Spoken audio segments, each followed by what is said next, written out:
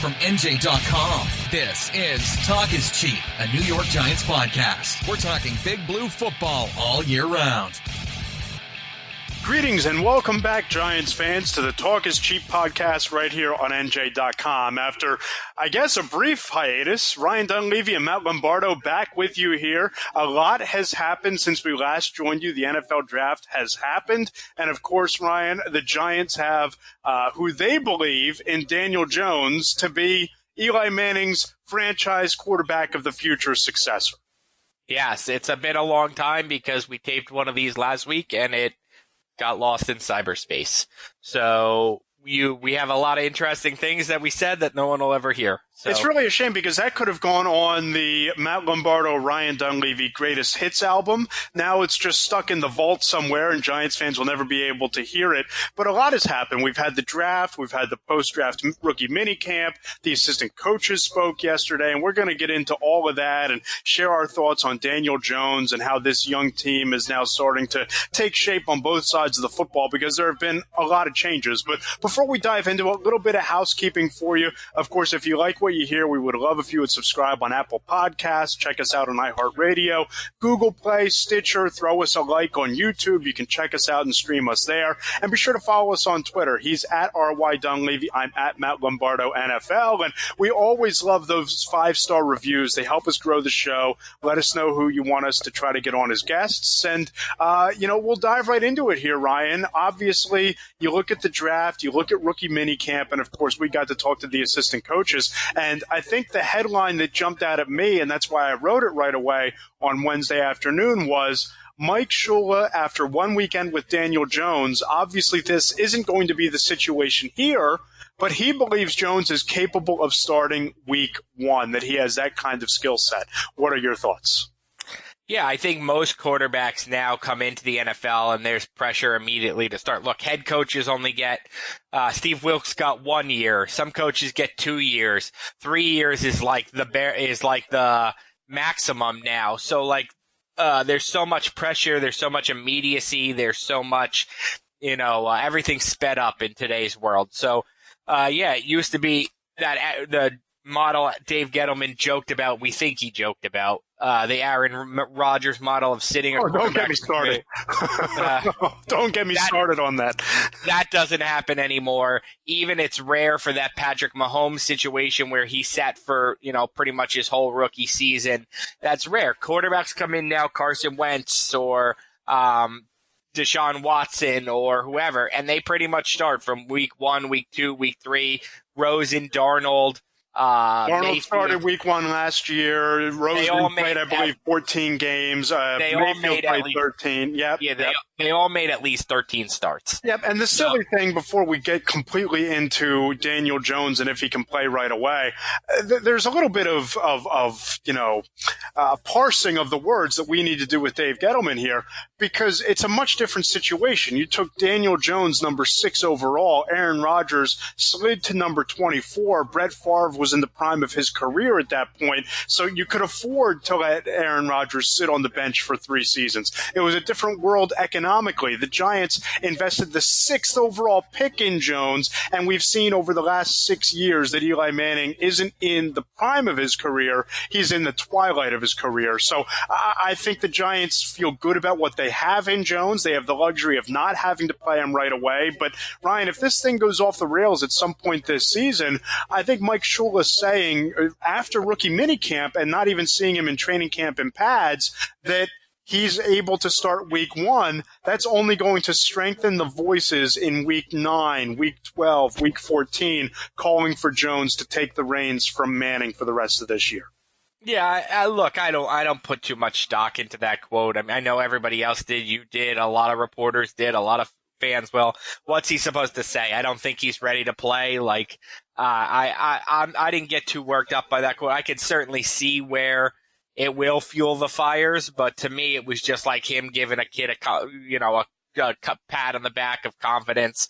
But that doesn't mean that doesn't mean he wouldn't start in most situations. I think he probably would, because I think most teams, you play the kid and that's how you operate. The Giants do not operate like most teams.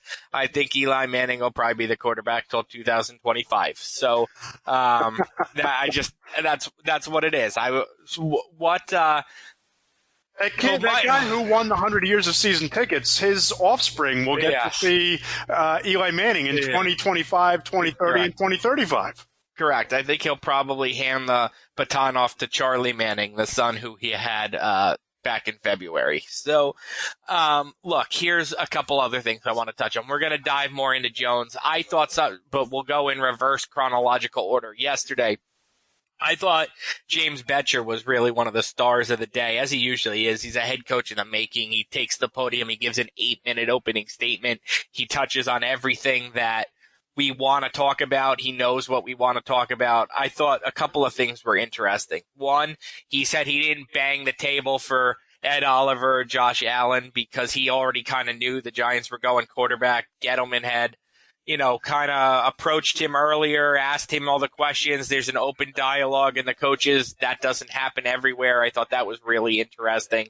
And then two, I asked him point blank. He was saying the defense is going to be more aggressive, relentless, attacking. Well, that's nice. Is it going to be better? We heard all of those same adjectives last season coming into the year, by the way.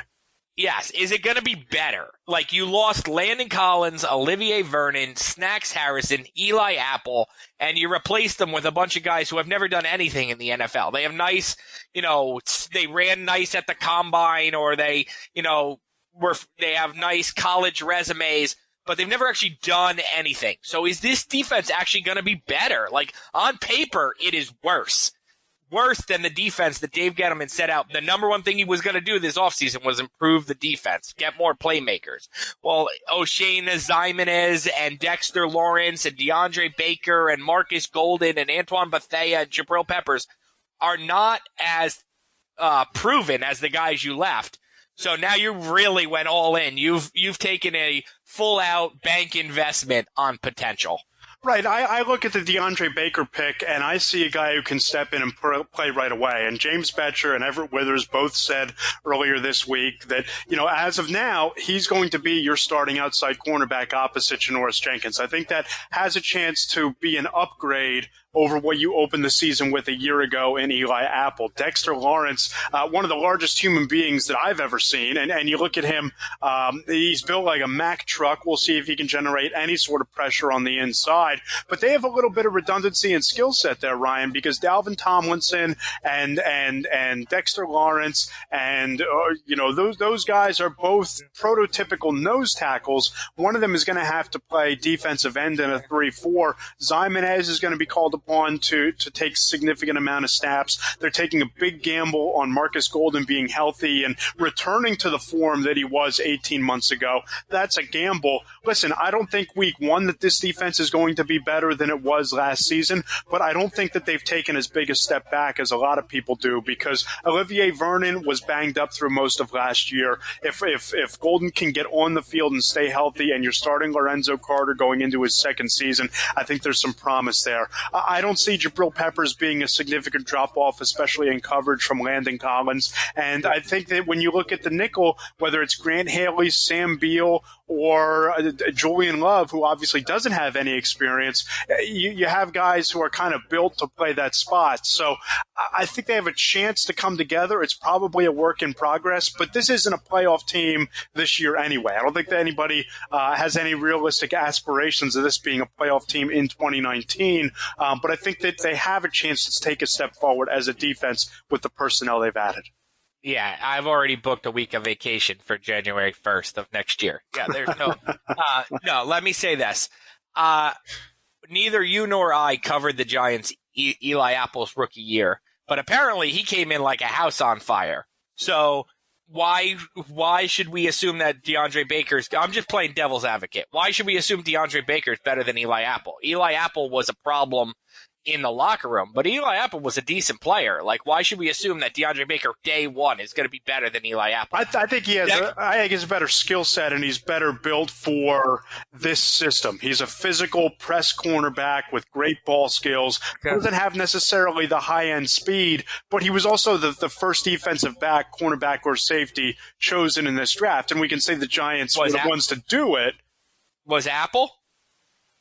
I'd have to Apple go was back the and look. 10th pick. Yeah, He was the 10th pick. Yeah, but I don't think that if the Giants don't take him there, I think that he would have slid down the board. Well, that you could say the same thing about Baker. You could say the same thing about Baker. If the Giants don't trade up, who says he's the first corner taken there?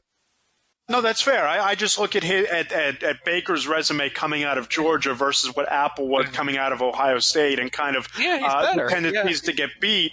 I just don't think that Apple was as highly touted as Baker is, and I don't think that he was as much of a fit as Baker seems to be for this scheme. Listen, Baker could go out and be burnt toast, right? He could go out and be a guy who is swimming by week one. I'm just looking at him as a player. I think that where the Giants secondary was last year, where I would walk into the press box every Sunday and think to myself and ask various other colleagues, who's the Giants' best defensive player, and we'd sit there and do the Dave Gettleman trying to figure out who it was. I think that they have some real talent that they've brought in this year. It might not manifest itself right away, but I think they have more talented players right now than maybe they did at the level those guys were playing a year ago. Yeah, I completely disagree. I think Dexter Lawrence maybe becomes Snacks Harrison at some point, but he's a long way from it. Maybe DeAndre Baker, but he's a long way from it. Maybe O'Shane Ziminez or Olivier Vernon is as good as Shane Ziminez or Lorenzo Carter is as good as Olivier Vernon, but they're a long way from it.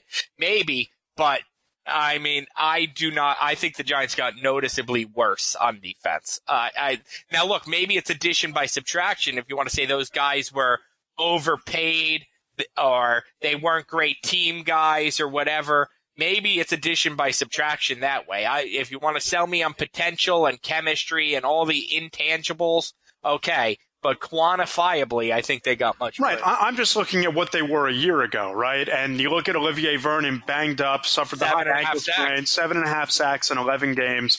Lorenzo Carter is obviously going to be playing more snaps right away. He steps into that role. Connor Barwin was the week one outside linebacker because of the Vernon injury. So you plug Zimonez in there kind of in the same role as what Carter was. Again, I'm not saying that this is going to be a top 10 or top 15 defense in the league. I don't think it's anywhere close to that. But can they finish 17 or 16 when they were 19th overall a year ago? I think they can, based on the potential of the young players and just how there were so many rotating characters in and out of that lineup last year, and guys who, look, Landon Collins didn't finish out the year. He had injuries again, and we saw his liabilities in coverage show themselves once again. We've already touched on Vernon's issues, and I think they have a chance to be a little bit better up front with Dexter Lawrence and B.J. Hill and Dalvin Tomlinson than what they finished with last season. Again, it's potential, and I know that that's the buzzword that you keep harping on here, but I just don't think that the defense that was here a year ago left a high bar for them to clear. No, I would agree, but I think they're still not going to clear a low bar. That's kind of my expectation. But we should go back to quarterback. And you were at rookie minicamp. I was not. What was I'm sure you had two eyes and ears and, nose on Daniel Jones. What did you say? It was a Daniel Jones show all weekend. And the first day, I thought he looked a lot better than the second day. I thought that he showed the requisite deep ball arm strength that was one of the question marks coming out of Duke. I thought that he was accurate, got rid of the football relatively quickly. And the best thing about it, if you're a Giants fan, when you're watching this, is he didn't look like he didn't belong. And again, these are shorts and shells with a bunch of guys who are going to be selling insurance or driving trucks or working office jobs in 10 weeks' time because it's only rookie minicamp and it was mostly tryout players and UFDAs on the field. But Jones wasn't spraying the ball into the parking lot. He wasn't overthrowing balls or putting balls in the dirt. Him and Darius Slayton dropped 3 or 4 balls in the first 8 targets, but he made 2 or 3 really nice catches towards the end, and they seemed to really develop some chemistry. Sunday, I thought Jones looked okay. Saturday. It was a Friday and Saturday camp. Saturday, I thought Jones looked okay.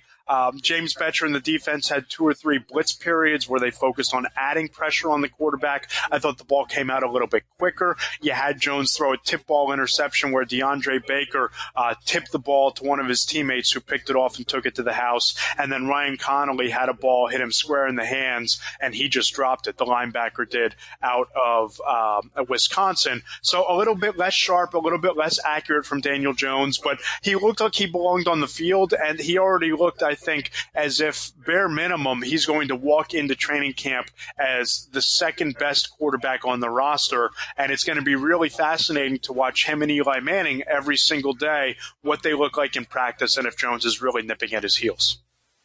Here's what, for anybody who's driving right now or sitting at home scoffing at, he better look like he belonged on the field. Here's what I will say.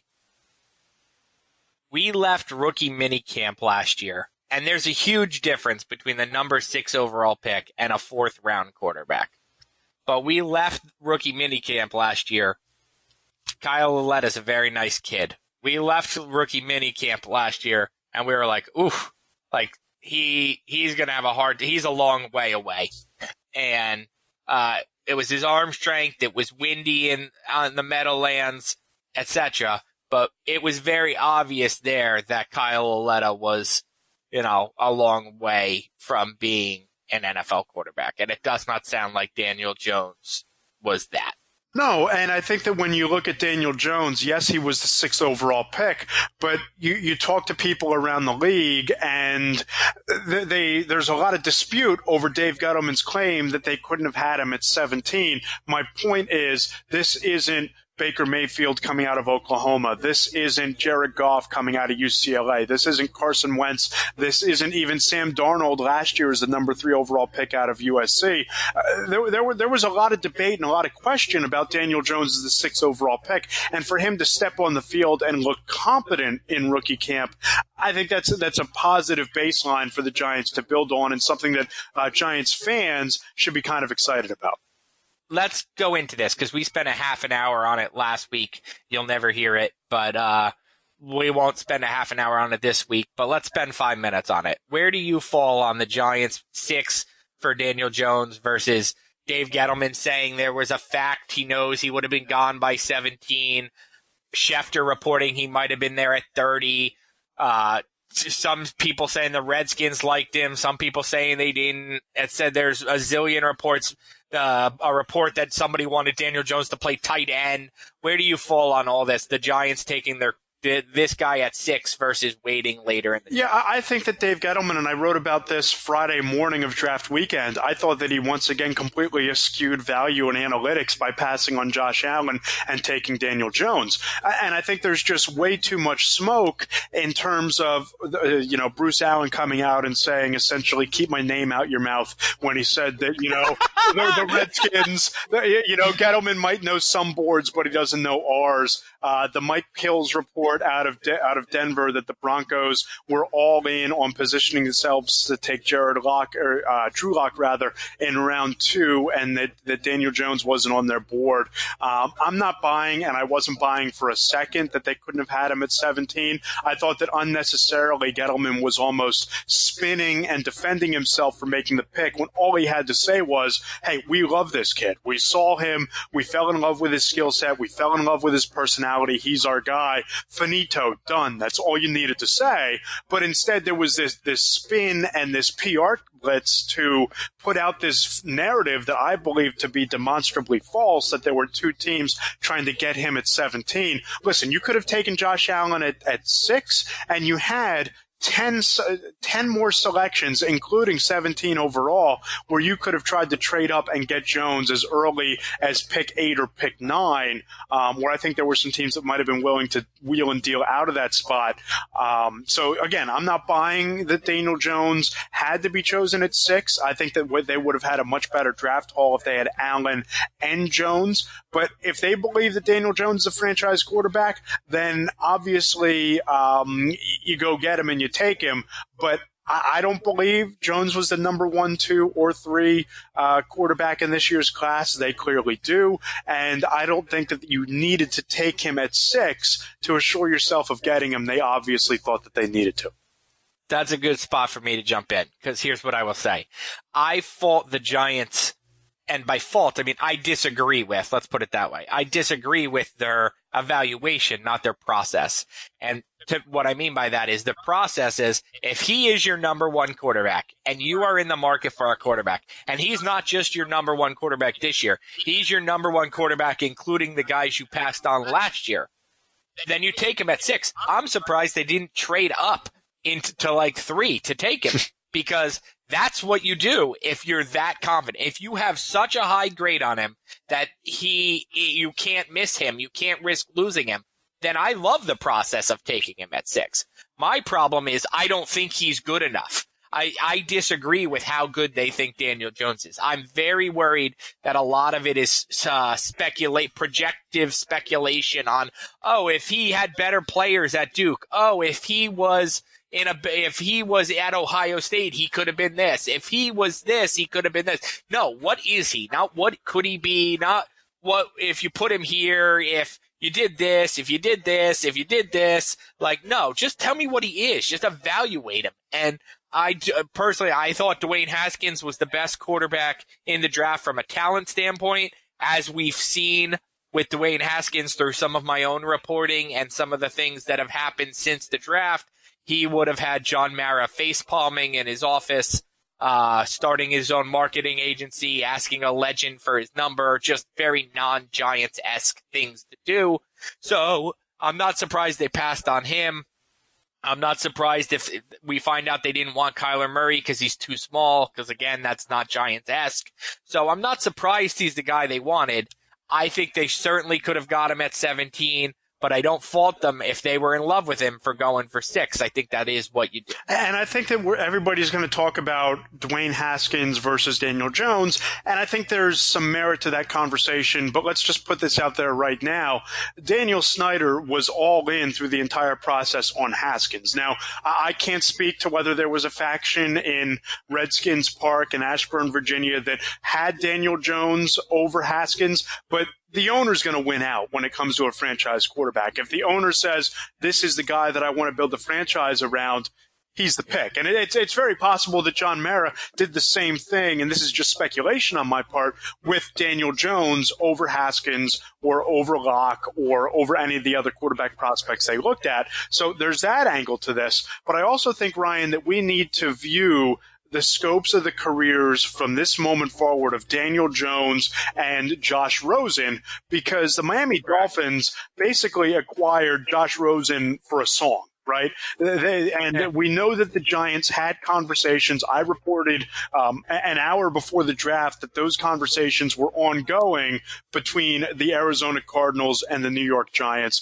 Dave Gettleman said afterwards that there were talks about Rosen and a potential trade with Arizona. As it turns out, that was a contingency plan for if Jones somehow was off the board by number 6. But I think that moving forward, we need to look at what does Daniel Jones become with the Giants and what does Josh Rosen become with the Dolphins or elsewhere in his career, because Haskins and Rosen were both very real options and possibilities for the Giants as Eli Manning's successor. I agree. And Rosen's somebody who I would have been – I said Haskins was my number one quarterback in this class. I would have made a much bigger push than the Giants made for Rosen. I certainly wouldn't have waited till the 11th hour. But let me get one thing in here. If Daniel Snyder was all in on Dwayne Haskins, I would be totally comfortable being in any opposite camp from Daniel Snyder. That's all right. If Daniel Snyder told me he was all in on Brett Favre, I would pass on Brett Favre. That's how I feel about how that Redskins organization is run right now. Yep. So. No, I don't disagree with that, but I'm just trying to explain to people that when Dave Gettleman says he knows for a fact that 2 teams would have taken Daniel Jones before 17, these are the teams that have come out and basically said, hey, it wasn't us. And again, this has been litigated and relitigated in the days and weeks after the draft. Here's one thing, though. 2 things, really. Number one, why would a team come out and say the opposite? What would a team gain from saying, yeah, it was us. We were going to take Daniel Jones, but we got stuck with Dwayne Haskins. Or we were going to take Daniel Jones, but then the Giants took him, so we traded out of our pick from 10 to 20. And, there's no upside in admitting you lost your guy. So, like, not on the record, but I think that you could get an executive off the record to say, like, you know, Jones was on our board, or Jones was the guy that we looked at, and we haven't even heard any of that on the record or anonymously since. And here's the other thing I would say is we're all assuming that it's, you know, the Redskins, Bengals, Broncos, Dolphins, and you can also look at what those teams did as well. It could have been. Why? How do we know it wasn't the Chargers who would have traded up from 28 to 16 or the Steelers who, you know, or who would have traded up from 20, or like, how do we know it wouldn't have been one of those teams in a very Eli Manning situation? Old guy. Daniel Jones visited the Patriots, right? How do we know the Patriots wouldn't have moved up? Like, look, I'm not saying he's right. I think he's wrong. I think he got duped. I think that's it right there. That's it right there. I think Dave Gettleman is not lying. I think Dave Gettleman is telling the truth that he believes that two teams would have taken him. I just think he got duped. I also think I agree. I think he got bad intel, whether it was from within his building or anything that happened outside of Quest Diagnostic Center that they might have been privy to. I think he got bad information, and I think that this whole conversation sprouted out unnecessarily because of the public relations campaign that he went on after making the pick. And look, Daniel Jones might go on to win a Super Bowl for the New York Giants. He might go on to win a playoff game for the Giants, which is something that Eli Manning hasn't done since Barack Obama's first term. So you look at what Daniel Jones has the chance to be. This is all going to be a footnote to it, or not even mentioned. But if he goes on to bust out or only start 22 games for the Giants before they move on, and Josh Allen goes on to be a Hall of Famer, or Ed Oliver goes on to be a multi-time All-Pro, then this is going to be looked at a lot differently than the optimism that people are starting to feel about Jones. Yeah. So again, you were at rookie minicamp. I was not. I'll tell you why I was not in a minute, in case you don't know. But give the listeners, you said you loved Baker. You talked about Jones. Give me somebody from the mid rounds, late rounds, or a UFA who impressed you at rookie minicamp. Yeah, I think it's got to be Darius Slayton. I mean, you look and he dropped. I think it was. Really? I read so many drops. Yeah, I think he had 3 drops in the first 6 targets. But the way that he came back and overcame that late in the practice, that showed me something. And he had some speed. They lined him up on the outside. And listen, you look at the Giants' skill sets, and I have a story about this coming out this weekend with kind of the redundancy in Golden Tate and Sterling Shepard both being primarily slot receivers. The Giants don't really have that vertical threat, and Slayton has some high-end speed that you can move him on the outside. He's obviously going to get a lot of reps with Daniel Jones throughout the course of these OTAs and minicamps, because Jones won't be working with the ones. He's not going to be throwing to Golden Tate, not going to be throwing to Shepard or even Corey Coleman. I think Slayton has a chance to, as the summer progresses, working with Jones and getting his timing down there. If he impresses with Jones and gets bumped off the depth chart, I thought that he could be somebody that contributes some meaningful snaps at some point this season. That's interesting, because everything I read about Slayton was all the drops. So that's interesting. That's good to know. I didn't know that, so I'm sure the audience didn't know that. I was at the funeral for DeJuan Simmons out in Kansas, Washburn University. He's the best friend of Giants draft pick Corey Ballentine. Ballentine was shot in the buttocks, and Simmons was shot and killed last week. Just a tragedy. Tragedy. Our prayers have been with Washburn. Our thoughts have been with Washburn. I got to spend about an hour with the Washburn football coach, Craig Schurig, a Willingboro, New Jersey native. I knocked on the Ballentine's front door and talked to Corey's dad. And then I went to the funeral and observed Corey.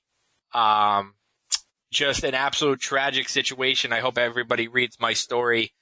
Corey handled himself with courage and grace during this funeral.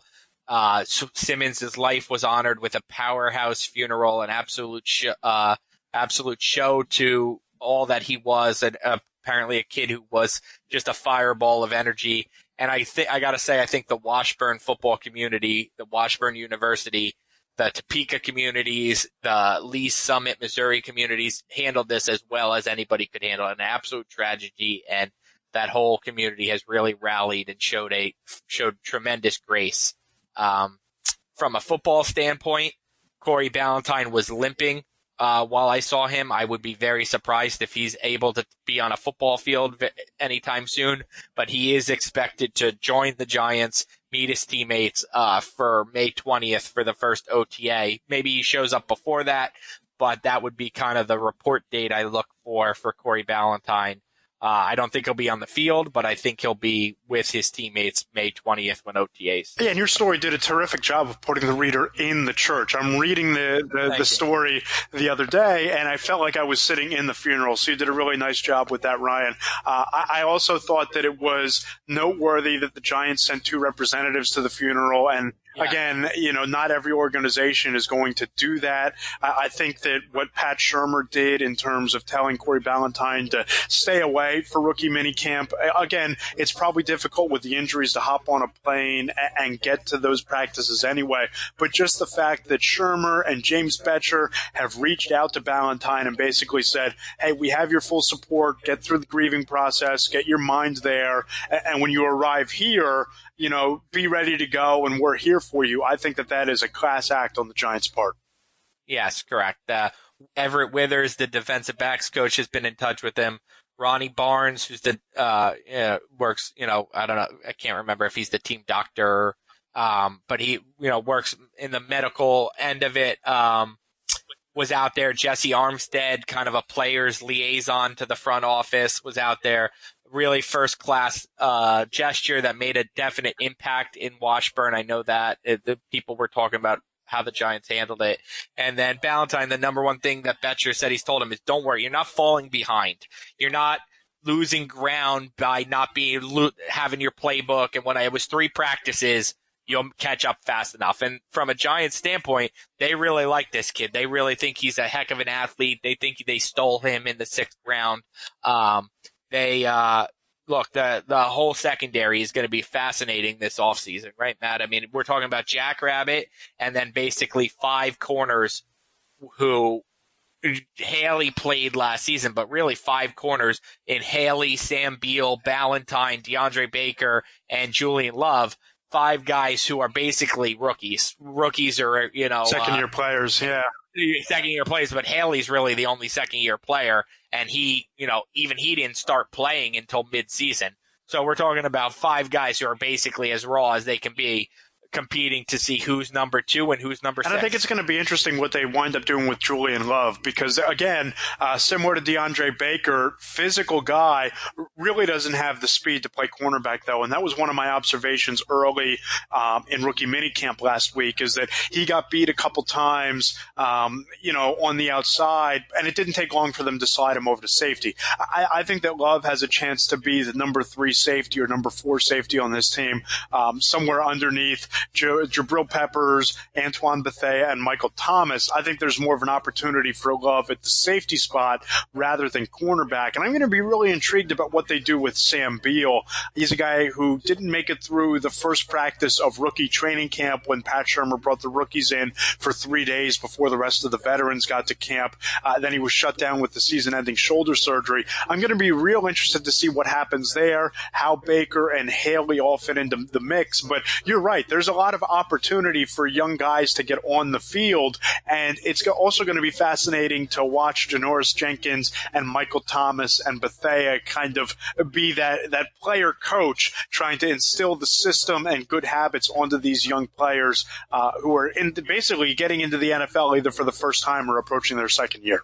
Yeah, so I think we've pretty much touched on everything. I'm starting to get a little worried about my internet connection.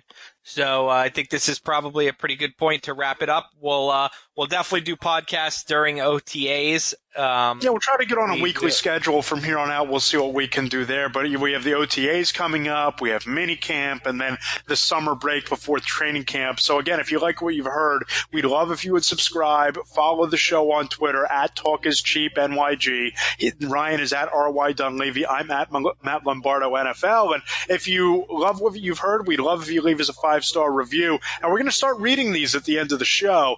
This one comes in, Ryan, from your oral surgeon. The headline is refreshingly objective. So I don't know if you went to the dentist lately and you talked up the podcast, Ryan, but he said it's nice to hear a couple of professionals discussing the team objectively and rationally. Since they aren't on the Giants' payroll, they can say what we all are thinking. Keep doing what you're doing, guys. Great job. So it's certainly not my dentist or my oral surgeon. Maybe it's yours, but we do thank him for the kind words. Yes, absolutely. So, thanks, and we'll be with you again as soon. Football season's here, folks. The draft is over. Free agency, maybe the Giants will add a player or two, but this is pretty much your 2019 Giants roster. It should be a lot of fun. For Ryan Dunleavy, I'm Matt Lombardo. We'll talk to you soon on the Talk is Cheap podcast right here on NJ.com.